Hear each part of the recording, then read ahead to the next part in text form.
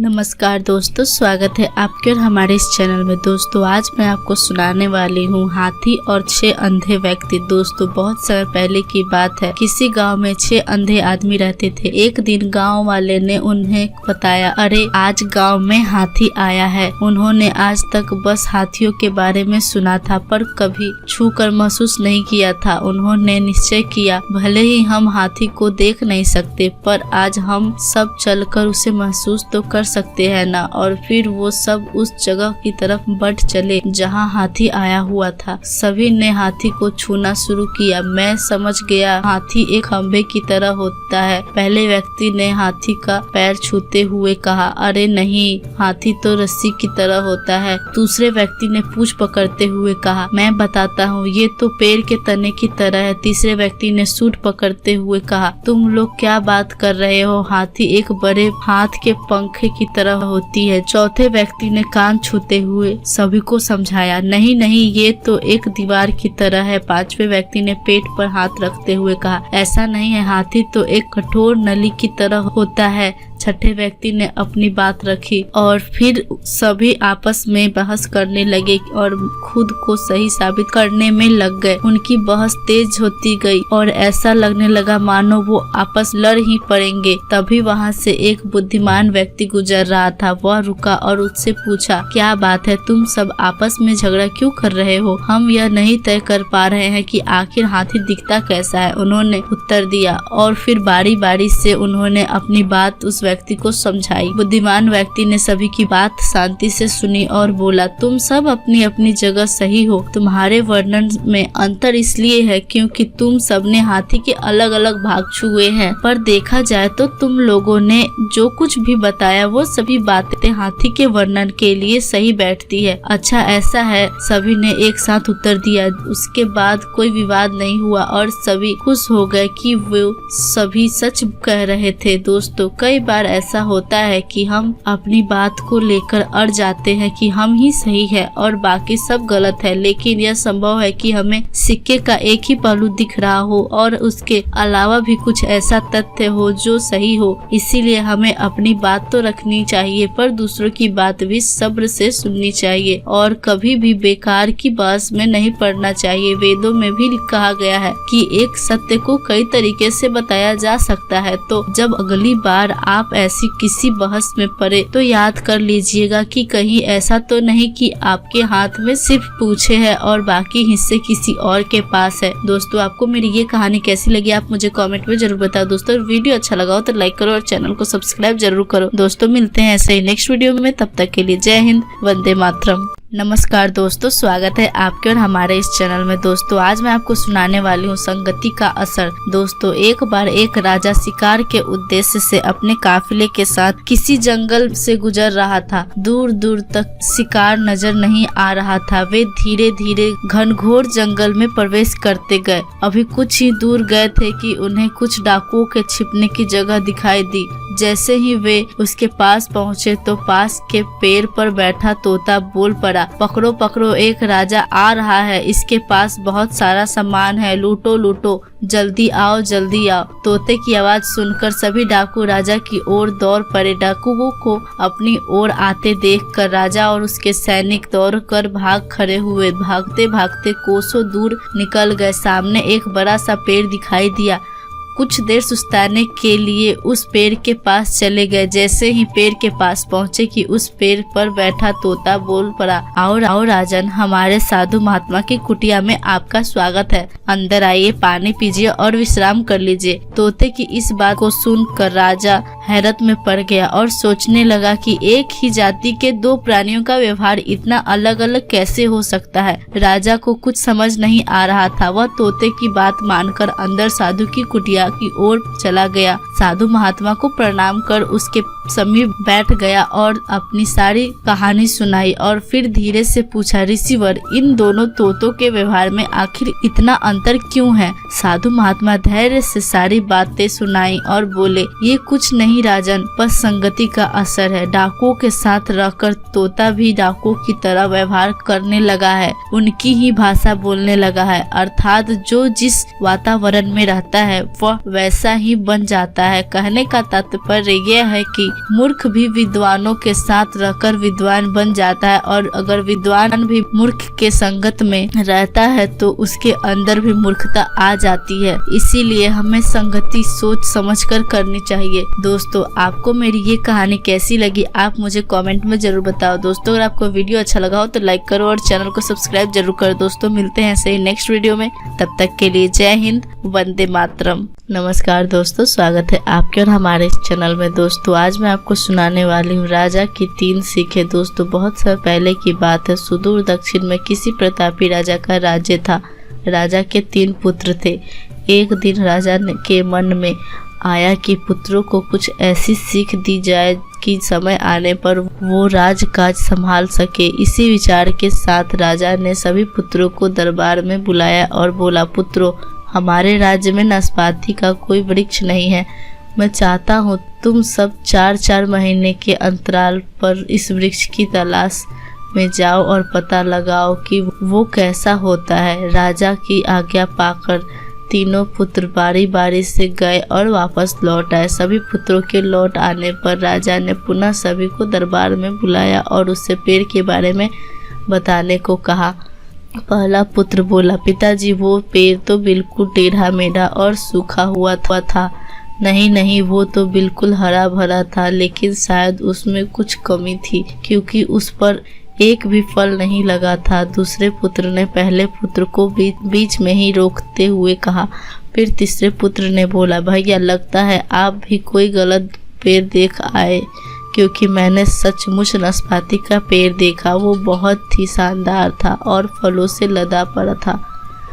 और तीनों पुत्र अपनी अपनी बात को लेकर आपस में ही विवाद करने लगे कि तभी राजा अपने सिंहासन से उठे और बोले, पुत्रों, तुम्हें आपस में बहस करने की कोई आवश्यकता नहीं है। दरअसल तुम तीनों ही वृक्ष का सही वर्णन कर रहे हो। मैं जानबूझकर तुम्हें अलग अलग मौसम में वृक्ष खोजने भेजा था और तुमने जो देखा वो उस मौसम के अनुसार था। मैं चाहता हूँ कि इस अनुभव के आधार पर तुम 3 बातों को गांठ बांधो। पहली, किसी चीज के बारे में सही और पूर्ण जानकारी चाहिए तो तुम्हें उसे लंबे समय तक देखना परखना चाहिए, फिर चाहे वो कोई विषय हो, वस्तु हो या फिर कोई व्यक्ति ही क्यों ना हो।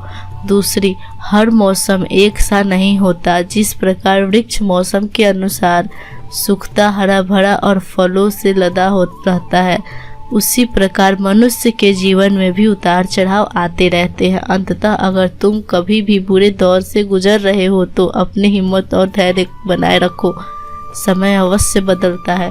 और तीसरी बात, अपनी बात को ही सही मानकर उस पर अरे मत रहो। अपना दिमाग खोलो और दूसरों के विचारों को भी जानो।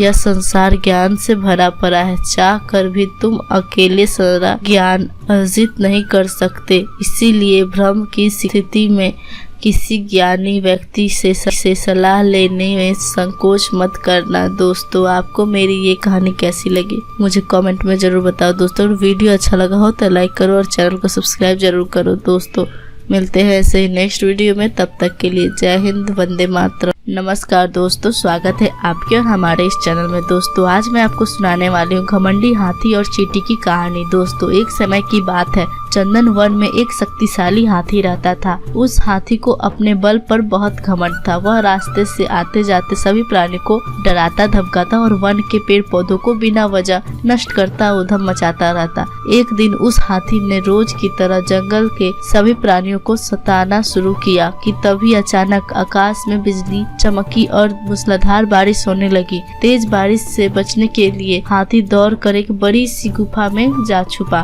गुफा के भीतर एक छोटी सी चींटी भी थी। उसे देखते ही हाथी हंसने लगा। हा हा हा हा, तुम कितनी छोटी हो, तुम्हें तो मैं एक फूंक मारूंगा तो चांद पर पहुंच जाओगी। मुझे देखो, मैं चाहूँ तो पूरे पर्वत को हिला दूं। तुम्हारा जीवन तो व्यर्थ है। छोटी सी चींटी ने हाथी को घमंड न करने को समझाया, पर हाथी अपनी ताकत के मद में चूर था।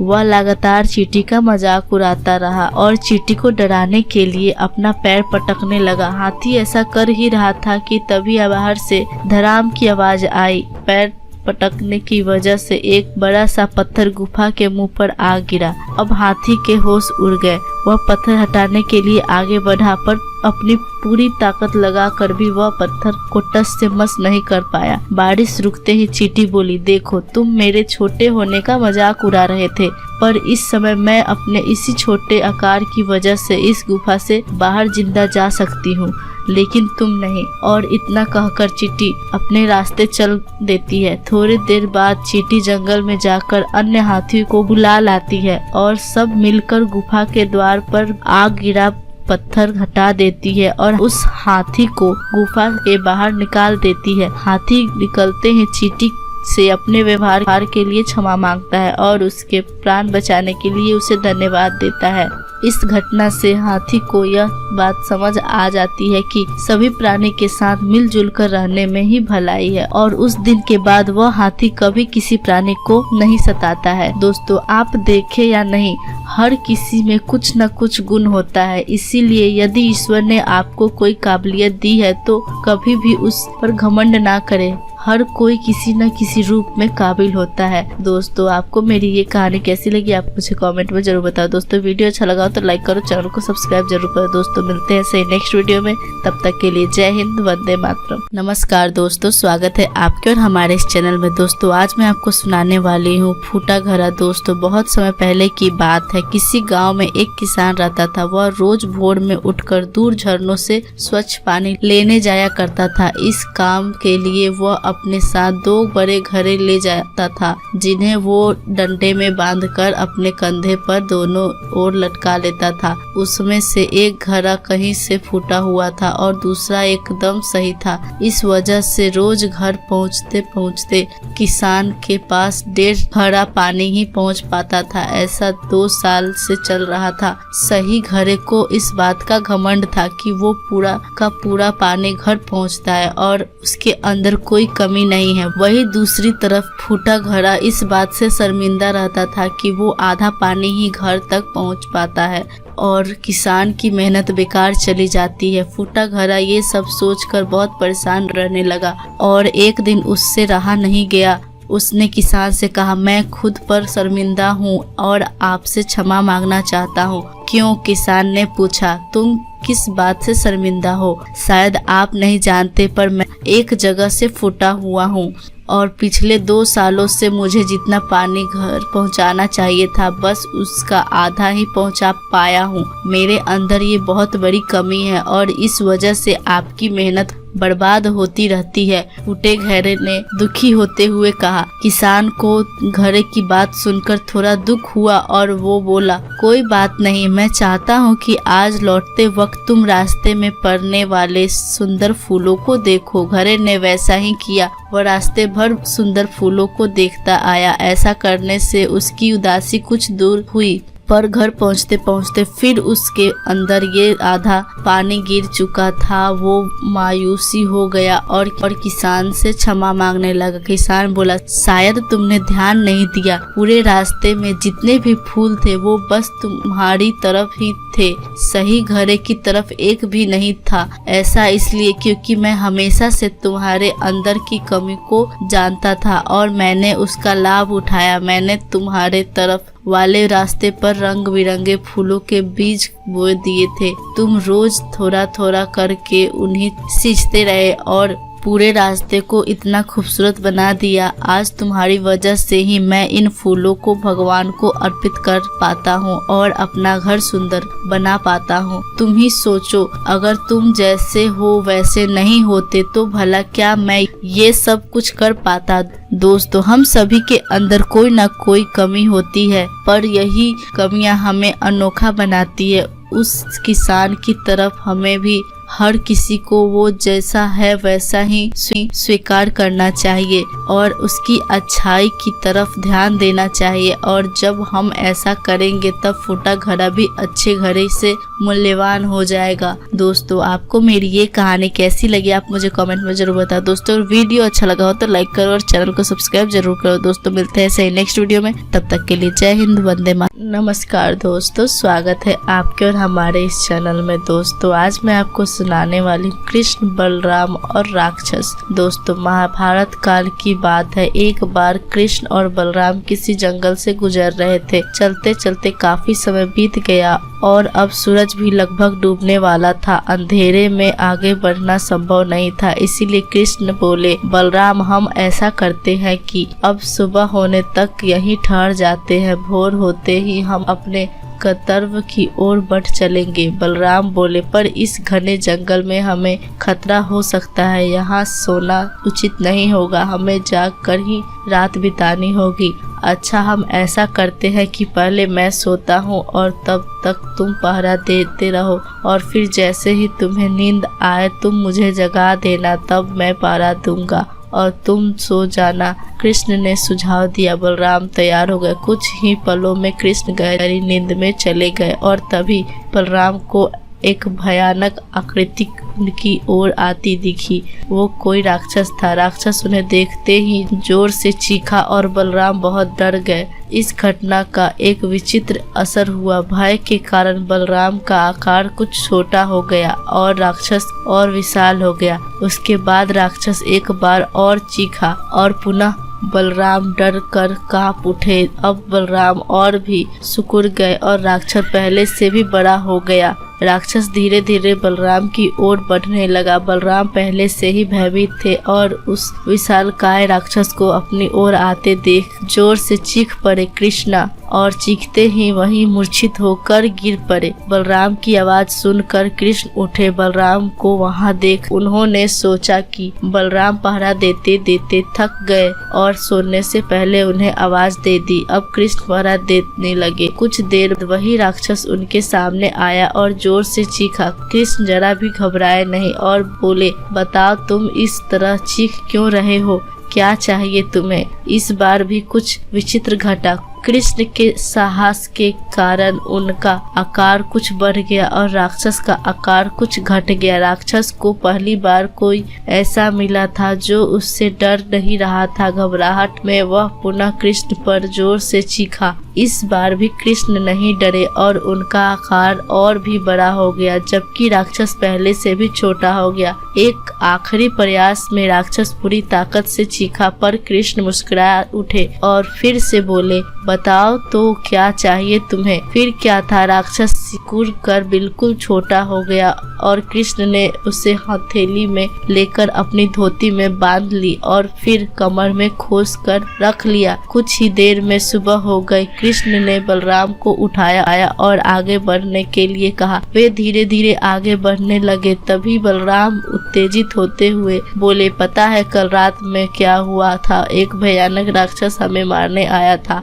रुको रुको, बलराम को बीच में ही टोकते हुए कृष्ण ने अपनी धोती में बंधा राक्षस निकाला और बलराम को दिखाते हुए बोले, कहीं तुम इसी की बात तो नहीं कर रहे हो? हाँ ये वही है, पर कल जब मैंने इसे देखा था तो ये बहुत बड़ा था, ये इतना छोटा कैसे हो गया? बलराम आश्चर्यचकित होते हुए बोले। कृष्ण बोले, जब जीवन में तुम किसी ऐसी चीज से बचने की कोशिश करते हो जिसका तुम्हें सामना करना चाहिए तो वो तुमसे बड़ी हो जाती है और तुम पर नियंत्रण करने लगती है। लेकिन जब तुम उस चीज का सामना करते हो जिसका सामना तुम्हें करना चाहिए तो तुम उससे बड़े हो जाते हो और उसे नियंत्रित करने लगते हो। दोस्तों ये राक्षस दरअसल हमारी लाइफ में आने वाले चैलेंजेस है, विपत्ति स्थितियां हैं, लाइफ प्रॉब्लम्स है। अगर हम इन सिचुएशन को अवॉइड करते रहेंगे तो ये समस्याएं और भी बड़ी होती चली जाती है और अल्टीमेटली हमें कंट्रोल करने लगती है। लेकिन अगर हम इसका सामना करते हैं,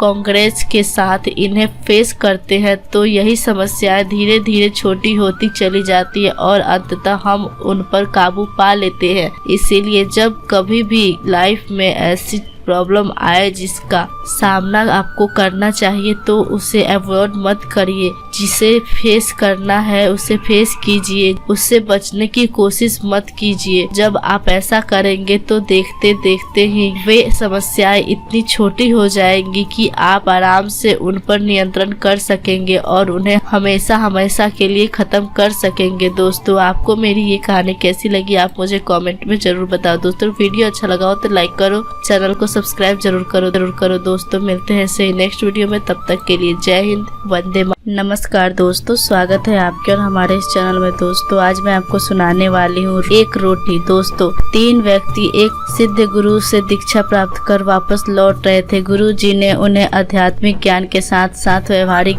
होने की भी सीख दी थी। तीनों तमाम ग्रंथों पुराणों पर चर्चा करते हुए आगे बढ़ रहे थे। बहुत समय चलने के बाद उन्हें एहसास हुआ कि अब उन्हें कहीं विश्राम करना चाहिए और रात गुजार कर ही आगे बढ़ना चाहिए। वे एक जगह रुके और खाने की पोटली खोली, पर दुर्भाग्यवश उसमें एक ही रोटी बची थी।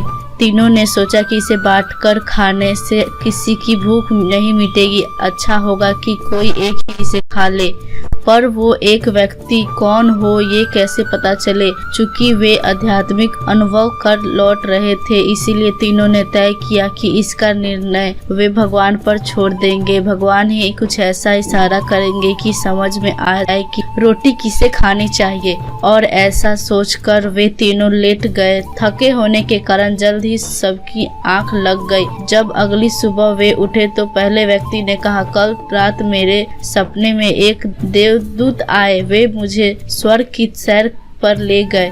सचमुच इससे पहले मैंने कभी ऐसा दृश्य नहीं देखे थे। असीम शक्ति, असीम सौंदर्य मैंने हर जगह देखी। और जब मैं भ्रमण के अंतिम चरण में था तो सफेद वस्त्र पहने एक महात्मा ने मुझे कहा, पुत्र ये रोटी लो, इसे प्रसाद समझो और अपनी भूख मिटाओ। पहले व्यक्ति ने अपनी बात खत्म ही की कि दूसरे व्यक्ति बोला, कितनी अजीब बात है, मैं भी बिल्कुल ऐसा ही सपना देखा। और अंत में एक महात्मा ने मुझे स्वप्न दृष्टि दिए कि मैं जीवन भर लोगों का भला किया है, इसीलिए रोटी पर मेरा ही हक बनता है। उन दोनों की बातें सुन तीसरे व्यक्ति चुपचाप बैठा था। तुमने क्या सपना देखा? पहले व्यक्ति ने पूछा।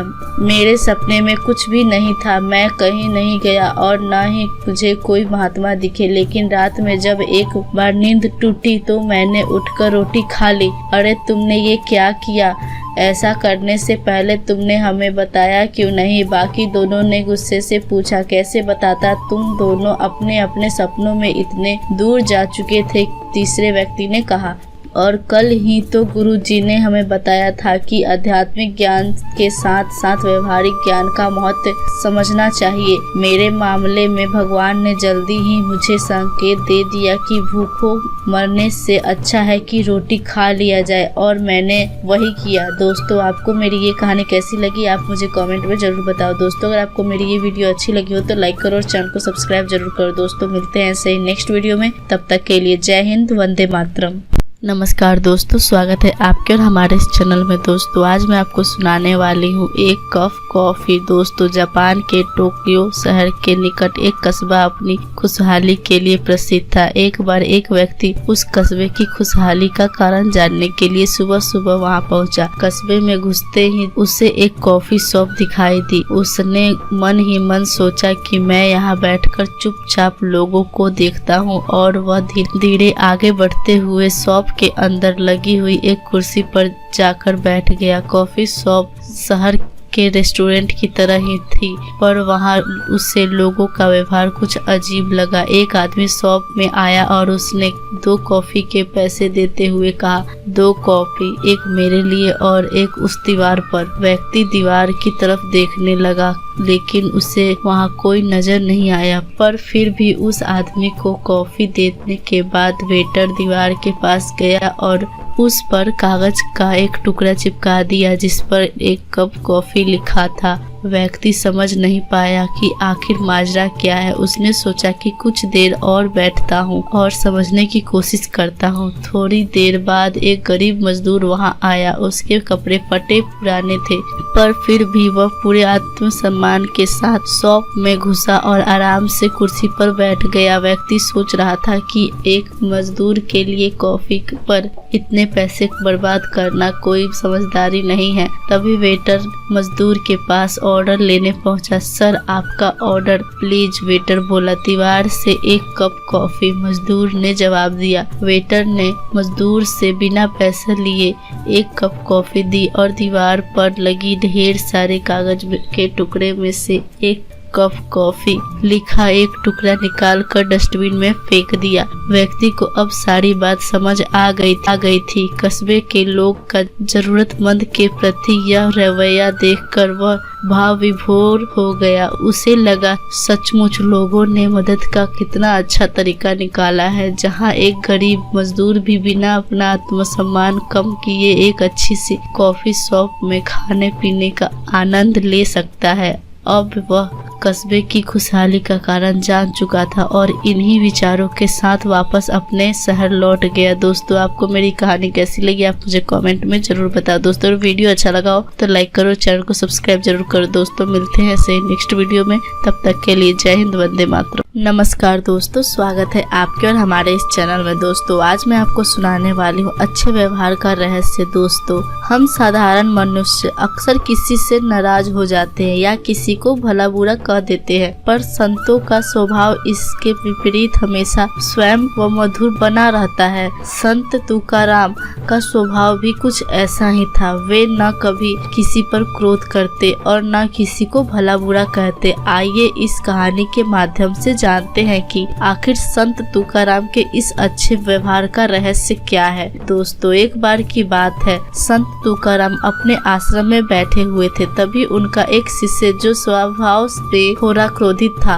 उनके आश्रम आया और बोला, गुरुजी, आप कैसे अपना व्यवहार इतना मधुर बनाए रखते हैं? न आप किसी पे क्रोध करते हैं और न ही किसी को कुछ भला बुरा कहते हैं। कृपया अपने इस अच्छे व्यवहार का रहस्य बताइए। संत बोले, मुझे अपने रहस्य के बारे में तो नहीं पता, पर मैं तुम्हारा रहस्य जानता हूँ। मेरा रहस्य? वो क्या गुरुजी? शिष्य ने आश्चर्य से पूछा। तुम अगले एक हफ्ते में मरने वाले हो। संत तुकाराम दुखी होते हुए बोले। कोई और कहता तो शिष्य ये बात मजाक में टाल सकता था, पर स्वयं संत तुकाराम ने मुख से निकला बात कोई काट नहीं सकता। शिष्य उदास हो गया और गुरुजी का आशीर्वाद ले वहां से चल गया। उस समय से शिष्य का स्वभाव बिल्कुल बदल सा गया। वह हर किसी से प्रेम से मिला और कभी किसी पर क्रोध न करता। अपना ज्यादातर समय ध्यान और पूजा में लगाता। वह उनके पास भी जाता जिनसे उनके कभी गलत व्यवहार किए हो और उनसे माफी मांगता। देखते देखते संत की भविष्यवाणी को एक हफ्ते पूरे होने को आए। शिष्य ने सोचा, चलो एक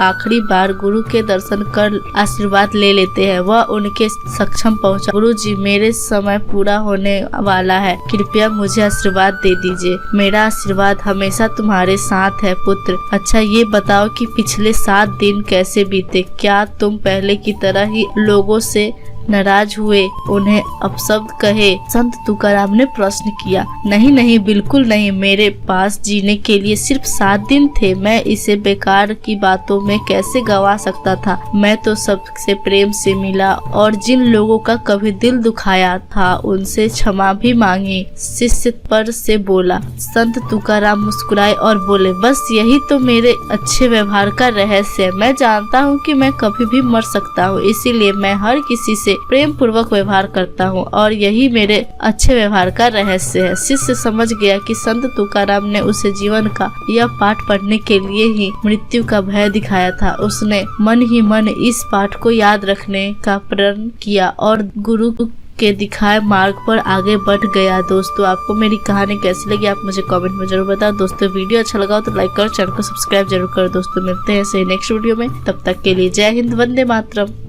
नमस्कार दोस्तों, स्वागत है आपके और हमारे इस चैनल में। दोस्तों आज मैं आपको सुनाने वाली हूँ कहाँ छिपाए हैं शक्तियाँ। एक बार देवताओं में चर्चा हो रही थी। चर्चा का विषय था मनुष्य की हर मनोकामनाओं को पूरा करने वाली गुप्त चमत्कारी शक्तियों को कहाँ छुपाया जाए। सभी देवताओं में इस पर बहुत वाद विवाद हुआ। एक देवता ने अपना मत रखा और कहा कि इसे हम एक जंगल की गुफा में रख देते हैं। दूसरे देवता ने उसे टोकते हुए कहा, नहीं नहीं, हम इसे पर्वत की चोटी पर छिपा देंगे। उस देवता की बात ठीक पूरी भी नहीं हुई थी कि कोई कहने लगा, ना तो हम इसे कहीं गुफा में छुपाएंगे और ना ही इसे पर्वत की चोटी पर, हम इसे समुद्र की गहराई में छुपा देते हैं।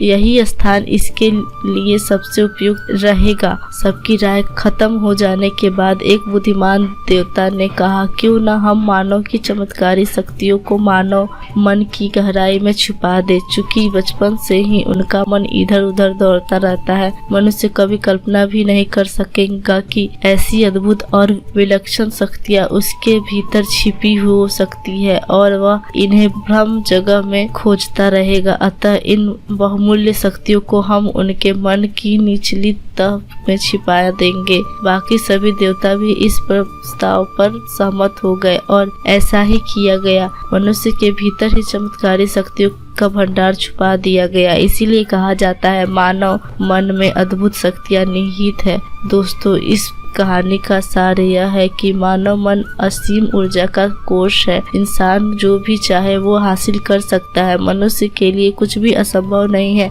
लेकिन बड़े दुख की बात है कि उसे स्वयं ही विश्वास नहीं होता कि उसके भीतर इतनी शक्तियाँ विद्यमान है। अपने अंदर की शक्तियों को पहचानिए। उन्हें पर्वत, गुफा या समुद्र में मत ढूंढिए, बल्कि अपने अंदर खोजिए और अपनी शक्तियों को निखारिए। हथेलियों से अपनी आंखों को ढूंढकर अंधकार होने का शिकायत मत कीजिए। आंखें खोलिए, अपने भीतर झांकिए और अपनी अपार शक्तियों का प्रयोग कर अपना हर एक सपना पूरा कर डालिए। दोस्तों आपको मेरी ये कहानी कैसी लगी आप मुझे कमेंट में जरूर बताओ। दोस्तों अगर वीडियो अच्छा लगा हो तो लाइक करो और चैनल को सब्सक्राइब जरूर करो। दोस्तों मिलते हैं सही नेक्स्ट वीडियो में, तब तक के लिए जय हिंद, वंदे मातरम।